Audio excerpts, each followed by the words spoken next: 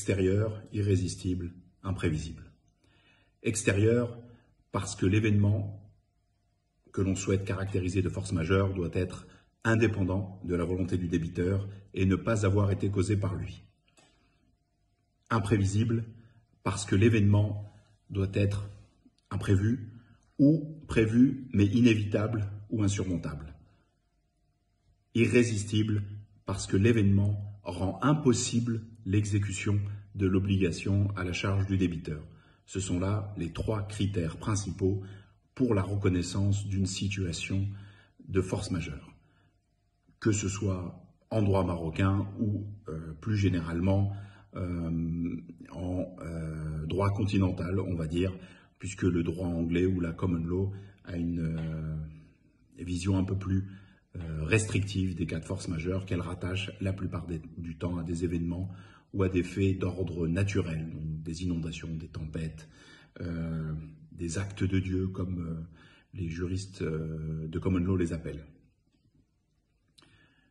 Un événement, s'il remplit ces trois caractéristiques, extérieur, imprévisible, irrésistible, peut éventuellement être qualifié de situation de force majeure qui peut permettre ensuite soit de suspendre l'exécution d'une obligation, soit parfois amener à la résiliation pure et simple du contrat.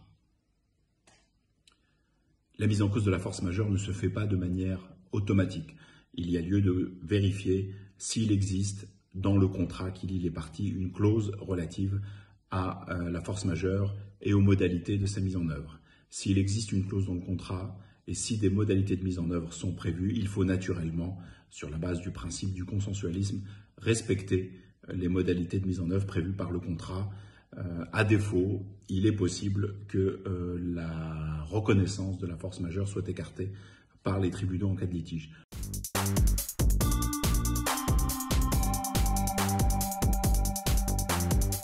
Alors, il faut dans ces cas-là un dossier économique, un dossier reprenant les conséquences de l'événement, son caractère extérieur, son caractère irrésistible et son caractère. À défaut, il est possible que la reconnaissance de la force majeure soit écartée par les tribunaux en cas de litige. L'article 269 du DAIR formant code des obligations et contrats qui prévoit une définition de la force majeure et les modalités de sa mise en œuvre.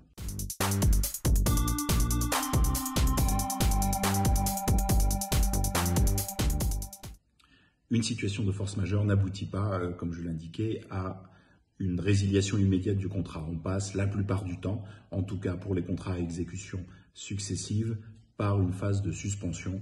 La suspension pourra durer une période plus ou moins longue et à l'issue de cette période de suspension, si la situation n'est pas rétablie, une rupture du contrat pourra alors être considérée. Donc on a la plupart du temps une situation en deux temps, suspension d'abord, résiliation ensuite. Je parle là naturellement des contrats à exécution successive. Pour les contrats avec une exécution instantanée, l'impossibilité d'exécuter immédiatement aboutit à une résiliation tout aussi immédiate du contrat.